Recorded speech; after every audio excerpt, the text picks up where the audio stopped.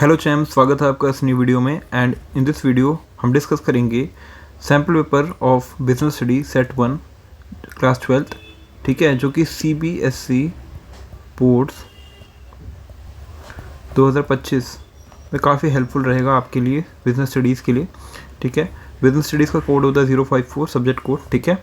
थोड़ी इंस्ट्रक्शन पढ़ लेते हैं। 3 आवर्स का पेपर होगा, 80 मार्क्स का पूरा टोटल मैक्सिमम मार्क्स होंगे। क्वेश्चन पेपर में 34 क्वेश्चंस हैं, ठीक है। और क्या कहते हैं, 3 मार्क्स के क्वेश्चन में हमें 50 to 70 वर्ड्स तक लिखने हैं, 4 मार्क के क्वेश्चन में हमें 150 वर्ड्स तक, एंड 6 मार्क के क्वेश्चन में हमें 200 वर्ड्स तक लिखना है, ठीक है। और हमें ऑल क्वेश्चंस को अटैम्प्ट करना है, ठीक है। हम पहले बढ़ते हैं MCQs के क्वेश्चन की तरफ। पहला क्वेश्चन है, कृष्णमूर्ति प्रोफेसर है मैनेजमेंट का and conduct a class on management principles and explain student the significance of management principles. In the class, professor asked his students to play roles of different managers. He gave them various situations and asked them to think like managers and provide solution to the problems. ठीक है, तो हर student को apply करना है principle of management in a given situation to his own personalized manner. यहाँ पे अपने own personalized manner में डिपेंडिंग अपॉन हिज क्रिएटिविटी, ठीक है। हमें बताना है कौन सा मैनेजमेंट हाईलाइट करता है अब केस, ठीक है। इसका आंसर बताइए, क्या वो मैनेजमेंट एज अ साइंस है, क्या मैनेजमेंट एज अ प्रोफेशन है, क्या management both as a science and art है, या मैनेजमेंट एज एन आर्ट है, क्या इसका आंसर, ठीक है। वीडियो को पॉज कीजिए, आंसर बताइए। अब मैं आपको आंसर बताने जा रहा हूँ, ठीक है। इसका आंसर है मैनेजमेंट एज एन आर्ट, ठीक है। ऐसा इसलिए बिकॉज यहाँ पे लिखा है स्टेटमेंट में कि हर पर्सन जो है अपनी गिवन सिचुएशन के हिसाब से अपने ओन पर्सनलाइज मैनर में उसको आंसर दे रहा है और डिपेंड हो रहा है क्रिएटिविटी पे, ठीक है। अगर ये साइंस होता तो सबके लिए प्रिंसिपल सेम होता, सोचने का तरीका सबके लिए सेम होता, बट यहाँ पे आर्ट है, इसलिए हम इसको कहेंगे, मतलब ये क्रिएटिविटी की बात कर रही है, ओन पर्सनलाइज मैनर की बात कर रहे हैं, तो इसलिए इसका आंसर होगा management as an art, okay. Question number 2 है, dash is an part of money market, equity share, preference share, commercial bill या डिबेंचर, क्या है इसका आंसर। इसका आंसर है कमर्शियल बिल, ठीक है। Commercial bill is the part of money market. और सेकेंड अगर हम कहें जो कमर्शियल मनी मार्केट का पार्ट है वो है ट्रेजरी बिल, ठीक है। ये दोनों ही मनी मार्केट के पार्ट है। क्वेश्चन नंबर 3 है, at what manager level planning is needed, कौन से लेवल पे प्लानिंग की जरूरत पड़ती है। तो इसका आंसर है ऑल द लेवल्स, तीनों लेवल्स पे हमें प्लानिंग की जरूरत पड़ेगी, ठीक है। क्वेश्चन नंबर 4 है, which of the following affects capital budgeting decision, इसमें से क्या जो है कैपिटल बजटिंग डिसीजन को अफेक्ट करेगा। Investment criteria and interest rate, cash flow of the project, rate of return, या ऑल ऑफ दिस, क्या है इसका आंसर। इसका आंसर है ऑल ऑफ दीज, ठीक है। तीनों ही अफेक्ट करेंगे, ठीक है, कैपिटल बजटिंग डिसीजन को। 5th क्वेश्चन है, which among the following is a feature of the standard, ठीक है। स्टैटिक, जनरल गाइडलाइंस, फ्लेक्सिबल या रिजिड। तो स्टैंडर्ड हमेशा फ्लेक्सिबल है, ठीक है, फ्लेक्सिबल स्टैंडर्ड्स जो है क्राइटेरिया होते हैं against which actual performance will be measured, ठीक है। तो अगर एक फिक्स इट इज़ इंपॉर्टेंट, मतलब कि स्टैंडर्ड्स को फ्लेक्सिबल रखा जाए ताकि हम उसको मॉडिफाई कर सकें जब भी ज़रूरत हो, ठीक है, या जब भी चेंजेस हो रहे हों इंटरनल या एक्सटर्नल बिजनेस एनवायरनमेंट में, तो हम स्टैंडर्ड्स को चेंज कर पाएँ। अगर हम रिजिड रख देंगे तो दिक्कत हो जाएगी, ठीक है, हम चेंज नहीं कर पाएंगे। क्वेश्चन नंबर 6 है, identify which principle of management following the pictorial representation, ठीक है। क्या बता रहा है ये, यहाँ पे एक बंदा पर्सन खड़ा है और वो इन सबको इंस्ट्रक्शंस दे रहा है, ठीक है। तो क्या है ये रेम्यूनरेशन की बात कर रहे होंगे, या इक्विटी की बात कर रहे होंगे, डिग्री ऑफ सेंट्रलाइजेशन की बात कर रहे हैं, या अथॉरिटी एंड रिस्पॉन्सिबिलिटी की बात कर रहे हैं।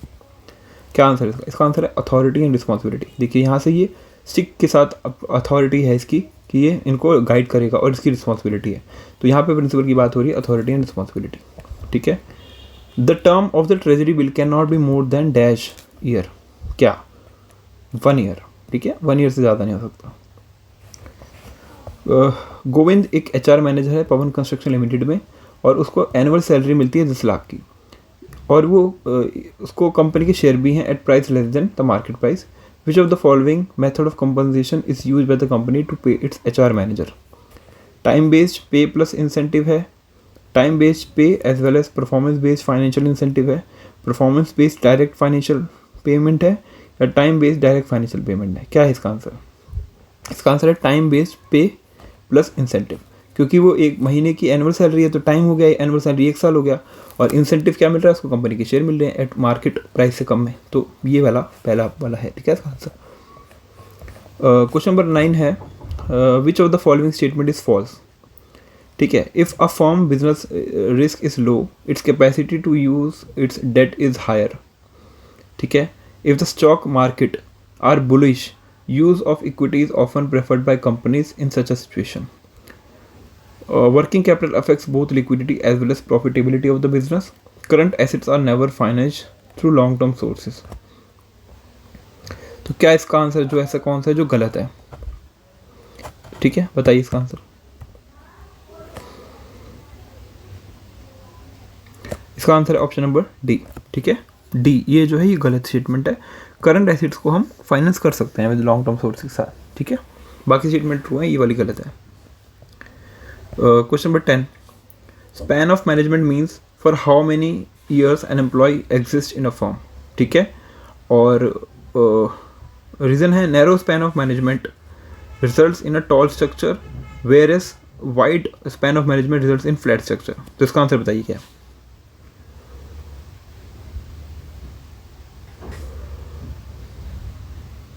इसका आंसर है डी. ठीक है, ए गलत है, R is true, A is false.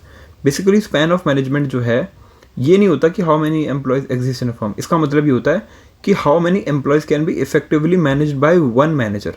एक मैनेजर किस तरीके से एम्प्लॉयज को इफेक्टिवली मैनेज कर सकता है. ठीक है, नेक्स्ट क्वेश्चन की तरफ करते हैं. Maturity period to call money is, call money का मैच्योरिटी पीरियड क्या होता है बताइए? 1 to 30 डेज होता है, 1 to 15 डेज, 15 to 1 या 15 to 19, क्या होता है? हिंट. इसका आंसर है 1 to 15 डेज. ठीक है, मैच्योरिटी पीरियड जो होता है वो कॉल मनी यानी इंटरबैंक ट्रांजेक्शन हो गया ना. कॉल मनी यानी बैंक एक दूसरे से ले रहा है. 1 से 15 दिन शॉर्टेस्ट पीरियड होता है ये. 12th क्वेश्चन है. As per part of its capital structure Anirudh limited has 50 lakhs as equity share capital और लोन है 20 लाख का फ्रॉम द न्यून bank. On earning a good profit Anirudh limited decided to give dividend of the equity share holders but were surprise when the न्यून bank imposed restriction on the payment of dividend. The factor affecting the dividend decision which allows New Bank to impose restriction on the payment of dividend by Anirudh Limited is taxation policy, stability of dividend, legal constraint या contractual constraint. क्या है इसका answer? इसका answer है contractual constraint. Okay, statement 13 है. National commission has a jurisdiction to entertain complaints where value of goods और services paid as consideration exceeds 10 crore of rupees. ठीक है, स्टेटमेंट 2 है. If any of the parties are not satisfied by the order of the national commission can appeal against such orders to the Supreme Court of India within a period of 30 days of such order. क्या है इसका answer? इसका answer both 1 and 2 are correct. Okay, both are statements are correct. Question number 14 है. The government has been doubling down on its effort to switch to 100% electric vehicles by 2030. Many companies such as Tata Motors, Kinetic Motors, Maruti Suzuki, Hyundai Motors are all readying the EV models for 2020 launch in the order to support the plan. Identify the type of plan which described in the above lines. किस type का plan है ये? ठीक है, बताइए. ठीक है, इसका आंसर है स्ट्रेटजी. ओके, स्ट्रेटजी है प्लानिंग. ठीक है. क्वेश्चन नंबर 15 है. Dash is the major determinant of the decision about dividend. Dash is the major determinant about the decision of a dividend. क्या है इसका आंसर? क्या होना चाहिए? Amount of earnings, stability of earning, cash flow या stability of dividends. Basically इसका answer है amount of earnings. ठीक है, वो मेजर डिटर्मिनेंट है decision about dividend. Okay,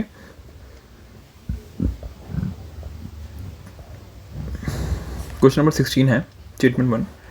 marketing planning covers various important aspects including the plan for increasing the level of production, promotion of the products, etc. and specifies the action program to achieve these objectives. ठीक है, statement 2 है. Standardization is the process of classification of products into different groups on the basis of some of its important characteristics such as quality, size etcetera. तो क्या statement true? ठीक है. ठीक है, बताइए.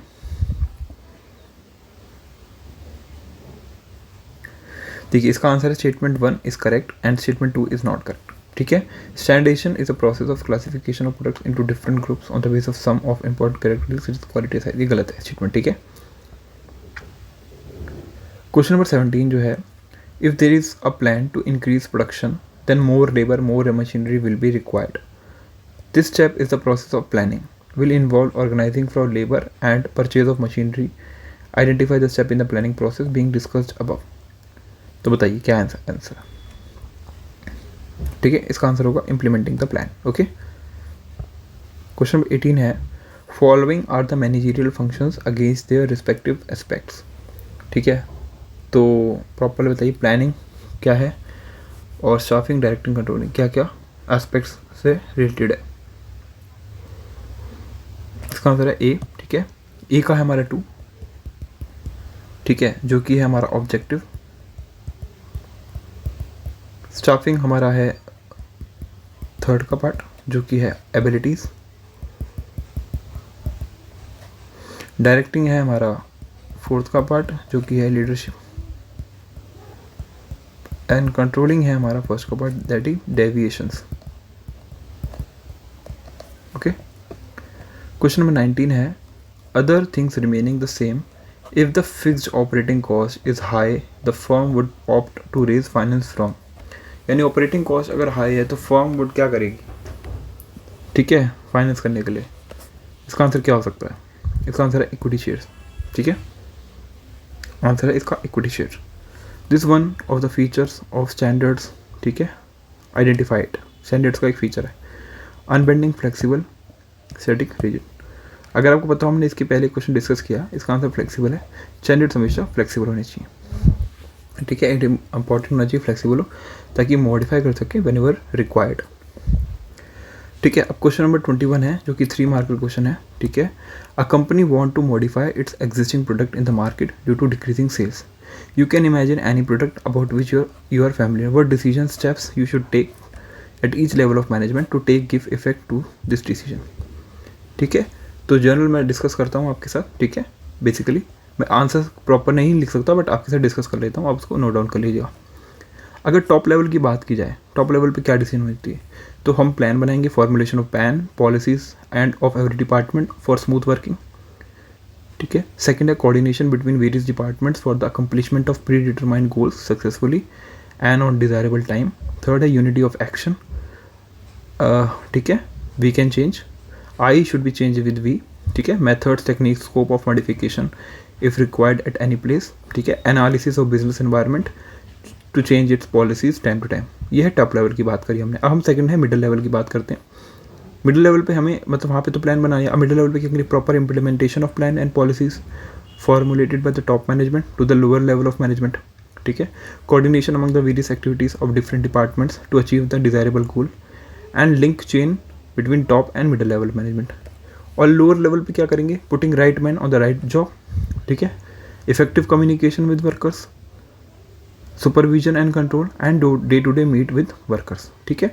तो these can be the all the 3 levels decision that should be taken, ठीक है, if the sales are decreasing, ठीक है। क्वेश्चन नंबर 22 है, the barriers to effective communication exist in all organization, explain any 3 measures to overcome these barriers, ठीक है। किस तरीके से हम ओवरकम कर सकते हैं बैरियर्स टू इफेक्टिव कम्युनिकेशन, ठीक है, टू इम्प्रूव कर सकते हैं यूजफुल फॉर कम्युनिकेशन। तो पहला है, मतलब आप प्रॉपरली नहीं डिस्कस करेंगे, बट मेजर डिस्कस करते हैं, clarity of ideas. Clarity of ideas होना चाहिए, ठीक है, ठीक है। Message should be communicated to subordinate, should be clear in all perspective, ठीक है। सेकंड है direct and simple message, direct and simple message. The language used should be understandable to the receiver and should not offend the sentiments of listener. Or the message should be stimulating to evoke a response from the listener. Okay. And third है proper feedback.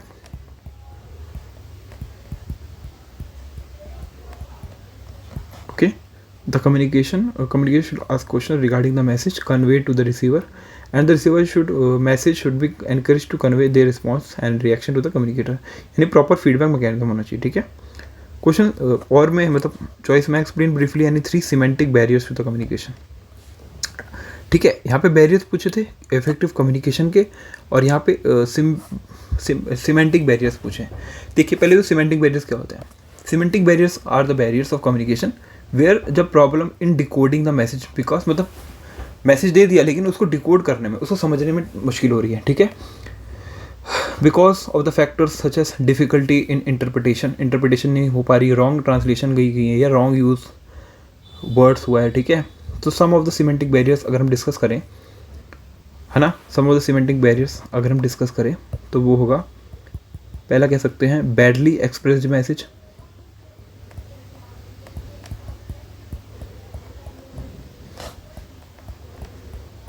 ठीक है। Second है symbols with different meanings, यानी हमने कुछ ऐसे symbol use करें जो इंटरप्रेट करते हैं दूसरे मीनिंग में, ठीक है। रॉन्ग यूज़ ऑफ सिंबल्स, अरे यार क्या हो गया,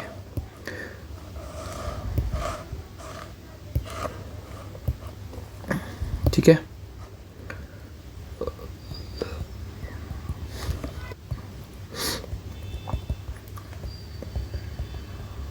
डिफरेंट मीनिंग्स, और तीसरा कह सकते हैं हम faulty translations,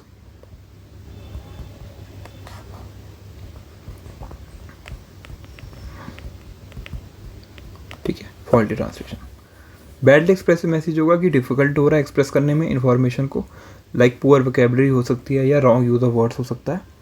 symbol with different meaning कह सकते हैं कि सिंगल वर्ड में have different meanings, in such case it may be difficult for the receiver to interpret the intended meaning.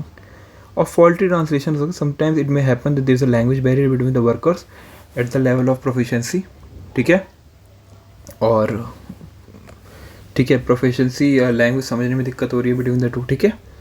तो ये सब रीजंस हो सकते हैं। क्वेश्चन नंबर 23 है 3 मार्क्स का क्वेश्चन है, ठीक है। केस स्टडी है ये, पहले केस स्टडी पढ़ते हैं। After completing a diploma course in wedding planning, Sunidhi plans to start a own business under the name Heartbeat. She plans to hire a team of experts to give her clients a unique, unforgettable wedding experience, keeping in mind their preferences and budget. Since childhood, she had been admiring her grandfather's financial skills, so she decided to visit him in Mewar to seek his guidance and blessings.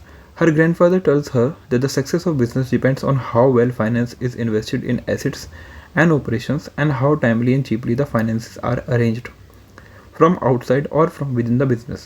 He warns her that she should always invest time in identifying different available sources of finance and comparing them in terms of their cost and associated risk. Similarly, the finance needs to be invested in a manner that the returns from the investment exceed the cost at which procurement has been taken place. In the context of the above cases, identify and explain the financial concept being discussed above which has a direct bearing on the financial health of the business. तो कौन सा financial concept यहाँ पे जो है क्या कहते हैं यूज़ किया गया है, ठीक है, बताइए फाइनेंशियल कॉन्सेप्ट, ठीक है। तो कह सकते हैं कि फाइनेंशियल मैनेजमेंट जो है, जो फाइनल कॉन्सेप्ट जो यहाँ पे अब में डिस्कस किया गया है, इसका डायरेक्ट बियरिंग होगा उसकी फाइनेंशियल हेल्थ पे ऑफ द बिजनेस। तो फाइनेंशियल मैनेजमेंट में क्या क्या आ सकता है, ठीक है, फाइनेंशियल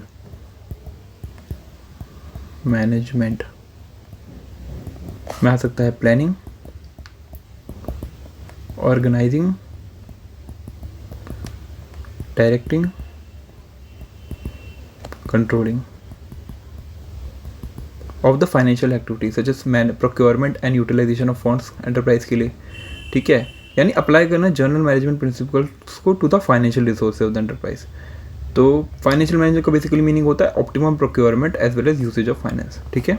सेकंड क्वेश्चन है name any 2 financial statement which reflect the financial health of business, बताइए। इसमें हो सकता है बैलेंस शीट और प्रॉफिट एंड लॉस अकाउंट, ठीक है। थर्ड है briefly outline the key objective of the concept as identified in part A of the question. क्या ऑब्जेक्टिव होना चाहिए फाइनेंशियल मैनेजमेंट का, बताइए। तो होना चाहिए कि मैक्सिमाइज करना शेयर होल्डर की wealth by maximizing the market price of the company share, company के शेयर्स की प्राइसिंग इंक्रीज करना, ठीक है। क्वेश्चन नंबर 24 है, state how government and consumer awareness act could help in achieving the objective of consumer protection, ठीक है। किस तरीके से हेल्प कर सकता है गवर्नमेंट, किस तरीके से हेल्प कर सकता है, गवर्नमेंट प्रोटेक्ट करता है इंटरेस्ट ऑफ द कंज्यूमर, ठीक है, by enacting various legislation, the legal framework in India encompass various legislation जो प्रोटेक्ट करते हैं कंज्यूमर्स को। द मोस्ट इंपॉर्टेंट रेगुलेशंस कह सकते हैं कंज्यूमर प्रोटेक्शन एक्ट 1986। अगर हम गवर्नमेंट की बात कर रहे हैं तो उसमें हम भी लिख सकते हैं, ठीक है, कंज्यूमर प्रोटेक्शन एक्ट, ठीक है, जो कि 1986 में आया था, जो कि क्या करता है 3 टायर मशीनरी प्रोवाइड करता है फॉर द कंज्यूमर रिड्रेसर, और गवर्नमेंट की responsibility of safety and security of its people, तो वो उसके हिसाब से रूल्स को लॉस को बनाती है, ठीक है, जो सेलर्स को रिफंड करते हैं by various from various malpractices. और सेकंड है हमारा कंज्यूमर अवेयरनेस एक्ट,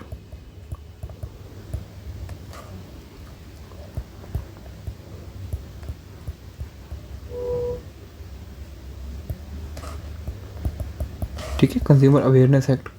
तो ये कंज्यूमर जो है ये क्या करता है, वेल इन्फॉर्म करता है about it rights and his relieves मतलब जो भी उनके प्रोवाइडेड हैं उनको विद बी टू, ताकि वो अपनी वॉइस रेज कर सके अगेंस्ट अनफेयर प्रैक्टिसेस और अनस्क्रूपलस एक्सप्लॉयटेशन के खिलाफ, और वो अनेबल करता है ताकि वो अपने इंटरेस्ट को सेफगार्ड कर सकें। तो एक प्लेटफॉर्म प्रोवाइड करता है ताकि वो अपने रेज कर सकते हैं voice against the any form of mall practice.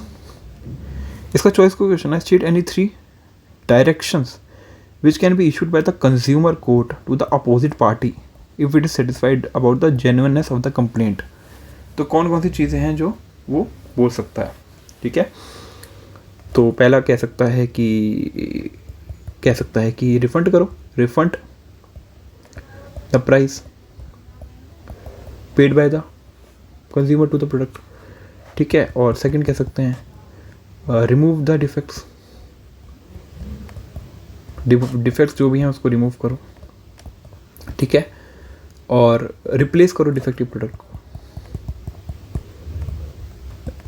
Replace the defective product.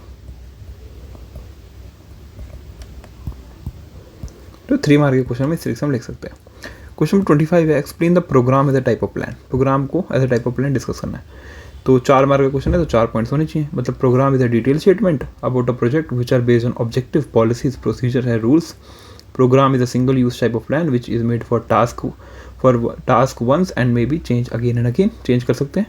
Programmes are combination of goals हैं, टास्क हैं, स्टेप्स टू बी टेकन है, रिसोर्सेज एम्प्लॉय कौन से करने हैं, एलिमेंट्स नेसेसरी जो होने चाहिए इन a given course of action हो सब, और minutest details of the work like procedure, rules, budget, broad policy framework सब होना चाहिए, ठीक है। Why are the planning premises required in the planning? Why are the planning premises required in the planning? देख, planning जो है concern करता है फ्यूचर जो कि अनसर्टेन है, therefore manager is required to make certain assumptions about the future which are considered to be based on material upon which plans are to be drawn. तो these assumptions जो है assumptions are called planning premises, जो कि वो assumption ले रहा है ना उसी को हम planning premises कहते हैं। assumptions तो लेने पड़ेंगे क्योंकि फ्यूचर के लिए कर रहे हैं, तो हम बिना assumptions के काम कैसे कर सकते हैं। So there can be no planning unless planning premises are determined. We can continue with some of the planning premises. Are demand for goods, क्या होना चाहिए, cost of raw material, government की policies, intensity of competition, factor market condition etcetera. मान लीजिए कोई example लेते हैं, ठीक है, कोई एक पर्सन है, उसने डिसाइड करा कि वो कलर टेलीविजन सेट्स को प्रोड्यूस करेगा। उस केस में उसको फोरकास्ट करना पड़ेगा कि डिमांड क्या होगी टेलीविजन सेट्स की, ठीक है। और सक्सेस होने के लिए वेरियस प्लान्स को डिपेंड करता है एक्यूरेसी ऑफ द फोरकास्ट और डिमांड कितनी है, ठीक है। तो ये दोनों ही चीज़ें करनी पड़ेगी। क्वेश्चन नंबर 26 है, taking corrective remedial action is the last step in the process of one of the functions of management. Name of the function बताना, explain the other step mention in the above function. तो कह सकते हैं कि क्या बोला है कि remedial action last step in the process of one of the functions of management. इसका है नेम ऑफ द फंक्शन है कंट्रोलिंग, ठीक है, कंट्रोलिंग फंक्शन है ये।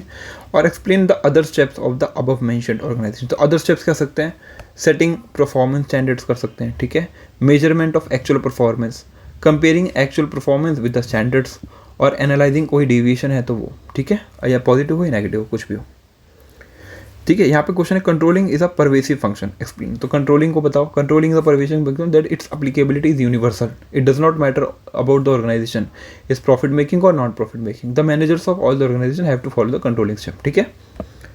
क्वेश्चन नंबर 27 है Rabat medicine limited has never given any importance to the suggestion of its employees. Every person holding managerial position in the company consider himself wiser than the other. They neither help anybody nor get help from anybody. Last year, Ms. Sonali Chauhan was appointed chief manager of the company against a vacant post. She was a MBA from IIM Lucknow and also 5-year experience of in the same post. Immediately after taking charge, she decided to deal with both the problems in the company. She convened a meeting of all types of employees and said, employees of all levels, managerial or non-managerial, are free to give their suggestions. Besides, the one who gives the best suggestion will be awarded a prize. In addition, she advised them to discard ego and extend help in each other's work. We will have to give it the shape of a movement. Those who participate in the movement will be promoted at the earliest. This address had a positive effect on the employees. Both the problems of the company disappeared very soon. Kumari Sonali proved to be a good leader. तो identify bye coating the lines the two principles of management mentioned in the above paragraph and give their meaning, ठीक है। तो बताइए,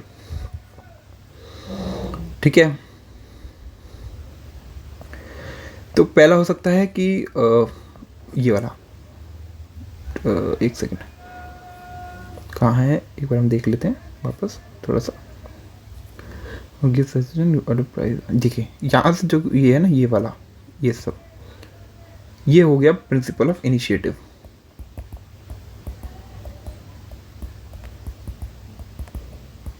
principal of initiative, ठीक है।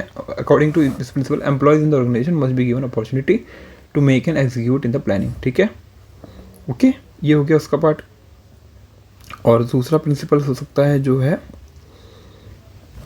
In addition she advise them to discard ego, extend help in others, ठीक है, work. तो ये हो गया एस्पिरिट डी कॉर्प्स, ठीक है। अब मतलब कॉन्स्टेंटली एफर्ट करना चाहिए मैनेजर को to develop a team spirit among the subordinates. तो दोनों क्वेश्चन हमने कर लिए। क्वेश्चन 28 है differentiate between upward communication and downward communication, ठीक है, ठीक है। तो अपवर्ड कम्युनिकेशन होता है line of communication through which subordinates can convey information to their seniors, ठीक है। और डाउनवर्ड कम्युनिकेशन होता है कि जहाँ पे एक चेन ऑफ कमांड स्टैब्लिश होती है direct subordinates and convey information pertaining to organization objective, ठीक है। पर्पस क्या होता है अपवर्ड कम्युनिकेशन का? टू मेक कंप्लेंट्स और अपील या गिव फीडबैक और सजेशन, ठीक है। और डाउनवर्ड कम्युनिकेशन का ऑर्डर देना, इंस्ट्रक्शन देना, एडवाइस करना, असाइन करना रिस्पॉन्सिबिलिटीज़ को, ठीक है। और स्पीड क्या है? तो अपवर्ड कम्युनिकेशन की स्पीड स्लो है और डाउनवर्ड कम्युनिकेशन की स्पीड फास्ट है। क्वेश्चन नंबर 29 है Hitesh limited is a well known company in the cement industry since 1999. The company has an authorized capital of 100 crore and is listed with a reputed stock exchange. The value of its shares is increasing day by day due to increase in the demand for cement. Now the company want to enter into a car manufacturing business. For this, it requires 200 crore. The finance manager of the company decided to raise his capital by a public issue. To identify the market, ठीक है, in which companies existing securities are being trading. बताइए कौन सी market है? ये market है stock market, ठीक है। क्योंकि यहाँ पे कंपनी लिस्ट हो रही है विद रिपीटेड स्टॉक एक्सचेंज, तो हम कह सकते हैं कि ये शेयर्स ट्रेड होंगे इन द प्राइमरी और सेकेंडरी मार्केट। सेकंड क्वेश्चन है name the market through which the company want to raise capital of 200 crore for its new business. ये है प्राइमरी मार्केट, क्योंकि जब हमें रेस करना होता है ना पैसे, तो प्राइमरी मार्केट से रेस करते हैं, ठीक है, पब्लिक इशू के थ्रू, ठीक है, न्यू इशू कह सकते हैं, IPO, इनिशियल पब्लिक ऑफरिंग, इसके थ्रू। और distinguish between the market identified in A and B on the basis of any 2 points, ठीक है। बताते हैं। तो पहला हमने क्या बताया था हमारे को, हमने क्या मार्केट बताई थी? आई थिंक पहले की स्टॉक मार्केट बताई थी ना। तो स्टॉक मार्केट जो है मतलब हाँ ठीक है वही है। तो पर्पस जो होता है स्टॉक मार्केट को हम सेकेंडरी मार्केट भी कहते हैं ना, ये भी ध्यान रखना है, ठीक है आपको। तो सेकेंडरी मार्केट्स प्राइमरी पर्पस बताना है ना, पहले तो पर्पस बताना है, मतलब सॉरी 2 पॉइंट्स में डिस्कस करें तो हम 2 पॉइंट्स होंगे, पर्पस और पार्टीज कौन कौन से इन्वॉल्व होती हैं, ठीक है। तो पहला है स्टॉक मार्केट जो है ट्रेडिंग पर्पस के लिए एग्जिस्टिंग सिक्योरिटीज़ जो ऑलरेडी सिक्योरिटीज़ हैं, वेरे जो प्राइमरी मार्केट है ये use for new issuance of new securities, ठीक है। और पार्टीज़ जो इन्वॉल्व हैं, तो ट्रेडिंग सिक्योरिटीज़ जब स्टॉक मार्केट में ट्रेडिंग हो रही है तो बिटवीन इन्वेस्टर, ठीक है, इन्वेस्टर्स के बीच में ट्रेडिंग हो रही है, और प्राइमरी मार्केट में जो पर पार्टीज इन्वॉल्व हैं वो कंपनीज के इन्वेस्टर्स इन्वॉल्व हैं। तो in the stock market investor buy करते हैं, सेल करते हैं एग्जिस्टिंग सिक्योरिटीज़ को, और प्राइमरी मार्केट में स्टॉक मार्केट में हम सेकेंडरी मार्केट भी कहते हैं, ठीक है ना, और प्राइमरी मार्केट में कंपनीज जो इशू करती हैं न्यू सिक्योरिटीज़ टू इन्वेस्टर्स, ठीक है। In case of Hitesh limited the company will issue new security investor in the primary market, ताकि वो रेस कर सके अपने बिजनेस के लिए कैपिटल। 30th क्वेश्चन है explain the following rights of a consumer provided under the consumer protection act 2019। Right to safety, इसको एक्सप्लेन करना है, ठीक है, प्रॉपर्ली आप इसको एक्सप्लेन तो कर ही सकते हैं। और राइट टू सीक रिड्रेसल, ठीक है, ताकि वो कोई अगर डिफेक्टिव गुड है या प्राइस ज़्यादा चार्ज कर रहे हैं या हैज़ार्डस गुड है उसके खिलाफ वो रिड्रेसल मिल सके। इसको आप खुद कर लीजिएगा, ठीक है, बहुत ज़्यादा मुश्किल नहीं है ये वाला। कितने क्वेश्चन आएंगे हमारे? अच्छा, अब केस स्टडीज़ हैं आई थिंक ना, तो 3 केस स्टडीज़ हैं हमारे पास। इसको भी जल्दी से कर लेते हैं, ठीक है। क्वेश्चन नंबर 31 है entertainment India limited has been incorporated with the objective of entertaining people by organizing festivals, programs, other similar events depicting the rich cultural heritage of the country. The company management has renowned personalities from the field of art, literature, culture. वो decide करते हैं give a platform to young budding musicians, poets and artists. The company decide its organization structure by grouping similar jobs together. Thereafter, the head of the different departments were also appointed. Nisha, one of the heads, did an analysis of the number type and qualification necessary for the people to be appointed. The information generated in the process of writing the job description and the candidate's profile were used to develop situations vacant advertisements. This was published in the print media and flashed in the electronic media. This brought in a flood of response. Explain the other steps which Nisha had to perform to complete the process being discussed above. तो बताइए कौन कौन से steps ले सकती है। देखो, जो इसने किया वो क्या है, स्टाफिंग, यानी स्टाफिंग मतलब putting people to the job. It begins with human resource planning, include करना डिफरेंट फंक्शन लाइक रिक्रूटमेंट करना, selection, training, development, promotion, performance, appraisal, सब कुछ। तो अदर स्टेप्स कौन से ले सकती है निशा, ठीक है, जो अब डिस्कस करें, तो जो प्रोसेस कंप्लीट करें। तो पहला सकता है सिलेक्शन करना, प्लेसमेंट एंड ओरिजिनेशन, ट्रेनिंग और डेवलपमेंट करना, ठीक है, परफॉर्मेंस अप्रेजल करना, प्रमोशन एंड कैरियर प्लानिंग करना और कंपनसेशन, ठीक है, ये सब हो सकता है। State the merits and internal source of recruitment, क्या मेरिट्स हैं, ठीक है। इंटरनल सोर्स का पहला हो सकता है कि इकोनॉमिकल है, ठीक है, internal sources are less consuming है, लेस एक्सपेंसिव है because it reduces the need for test selection process, ठीक है, सिंप्लीफाई करता है प्रोसेस ऑफ सिलेक्शन को, ठीक है, मोटिवेट करता है एम्प्लॉयज़ को ताकि वो feeling higher level of job fill कर सकते हैं, प्रमोशन मिल सकती है उनको, ठीक है, एक सेंस ऑफ सिक्योरिटी देता है because internal recruitment creates a sense of security among the staff, so their selection for the higher post involves no risk, no problem in adjustment, यानी ऑर्गेनाइजेशन में एम्प्लॉयज़ को फैमिलियर होने में, adjust होने में बहुत ज़्यादा प्रॉब्लम नहीं होगी अगर ये सब होगा, और एक इंडस्ट्रियल पीस रहेगा, ठीक है। Promote process continues from the top to bottom in the whole organisation, this motivates the employees to embrace enhance their performance और थ्रू लर्निंग एंड पीस, ठीक है। ये को जल्दी से आप रीड करिए, मैं इसको रीड नहीं कर रहा हूँ, आप जल्दी से रीड कीजिए, फिर मैं इसके आंसर डिस्कस करता हूँ, ठीक है। वीडियो को पॉज करके आप रीड करिए, मैं आंसर डिस्कस करता हूँ इसका, ठीक है। आई होप आपने रीड कर लिया होगा। Identify and state the feature of the concept discuss in the above paragraph, ठीक है। तो यहाँ पे जो डिस्कस किया जा रहा है वो है बिजनेस एनवायरनमेंट, ठीक है। The feature of the business environment है स्पेसिफिक या जनरल फोर्सेस, ठीक है। बिजनेस एनवायरनमेंट जो है मेड होता है for both specific and general forces.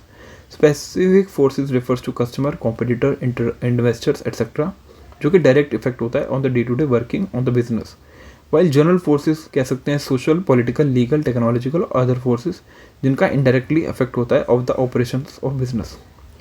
Question number B है also state any 4 points of importance of this concept, तो कह सकते हैं कि अनेबल करता है identification of opportunities and getting the first mover advantage, ठीक है।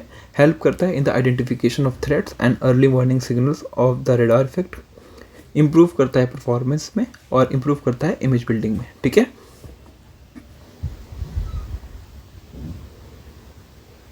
और सेकंड भी कुछ इस तरीके से ही है, मैं आपके सामने रखता हूँ, ठीक है। पहले पॉज करके यहाँ तक पढ़ लीजिए।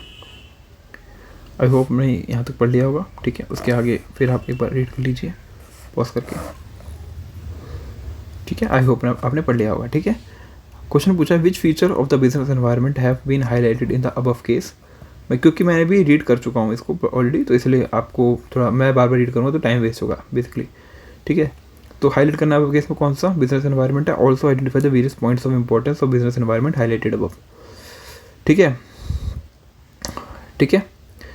तो क्या हाईलाइट हुआ है इसमें स्पेसिफिक और जनरल फोर्सेस हाईलाइट हुए हैं, ठीक है। डायनेमिक नेचर हाईलाइट हुआ है, ठीक है। The company find new competitive technological changes which require opposing challenges for it, और एक कॉम्प्लेक्सिटी, ठीक है। अगर spending of lot even after spending lot of money on the survey company comes to a conclusion that it's not easy to understand the business environment, ठीक है। तो तीन चीज़ें हाईलाइट हुई हैं। अब बेनिफिट्स क्या हैं बिजनेस एनवायरनमेंट के। पहला है इट हेल्प करता है आइडेंटिफाई को थ्रेट्स और सेंड अर्ली वार्निंग सिग्नल्स में, हेल्प करता है कोपिंग विद रैपिड चेंजेस और हेल्प करता है इंप्रूविंग और परफॉर्मेंस, ठीक है। क्वेश्चन नंबर 33 भी आप इसी तरीके से पढ़ लीजिए पॉज करके वीडियो। आई होप आपने पढ़ लिया होगा यहाँ तक, ठीक है। अब आप रिमेनिंग वाला क्वेश्चन भी पढ़ लीजिए पॉज करके, ठीक है। आई होप आपने पढ़ लिया होगा, ठीक है।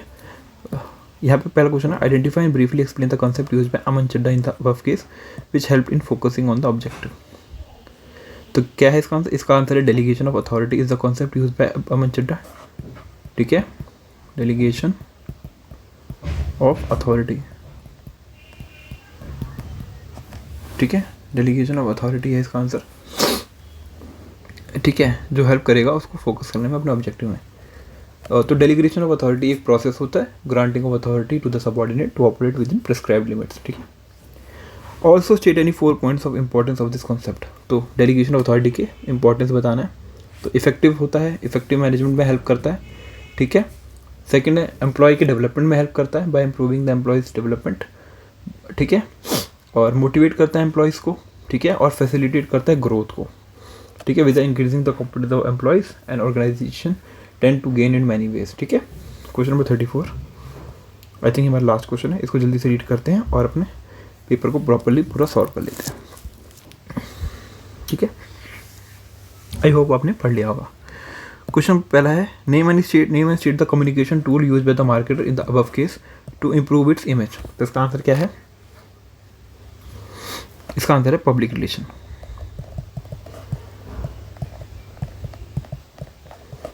ठीक है। तो public relation is an important element of marketing. ये it means maintaining relation with public, ठीक है। By maintaining such relations companies create goodwill. Public relation help करता है इवेल्युएट पब्लिक एटीट्यूड को आइडेंटिफाई करने में policies and procedures of an organisation with the public interest to earn public understanding और acceptance, और professional maintenance of a favourable public image by company और other organisation और अ famous person. तो public does not only mean customer but it include share holder, supplier, intermediaries, customers, सबको, ठीक है। और help करता है maintaining and establishing mutual understanding between an organisation and the public. और रोल क्या है पब्लिक रिलेशन का। पहला सेकंड क्वेश्चन है explain the role as a tool identified, ठीक है। एक्सप्लेन रोल बताना है। तो स्मूथ फंक्शनिंग ऑफ बिजनेस में हेल्प करता है, ठीक है। Building corporate image and brand equity, ठीक है। थोड़ा बहुत एक्सप्लेन आप कर लीजिएगा, मैं जनरल पॉइंट बता रहा हूँ। लॉन्च करने में न्यू प्रोडक्ट्स को अगर गुड इमेज होगी तो प्रोडक्शन जो प्रमोशन होगा ईजिली हो जाएगा, ठीक है। प्रेस रिलेशंस में हेल्प करता है, ठीक है, क्योंकि मीडिया ट्रू फैक्ट्स को दिखाती correct picture of the company दिखाएगी तो, ठीक है। कॉर्पोरेट कम्युनिकेशन में हेल्प करता है, लॉबिंग में हेल्प करता है। Public relation department is a liable to maintain healthy relationship with the government officials, ministers के साथ, इंडस्ट्री फाइनेंस के साथ, एसोसिएशन के साथ। काउंसलिंग में हेल्प करता है। पब्लिक रिलेशंस डिपार्टमेंट एडवाइस करते हैं गवर्नमेंट मैनेजमेंट को और जर्नल इशू जो अफेक्ट करते हैं जनरल पब्लिक को, गुडविल ऑफ द कंपनी को।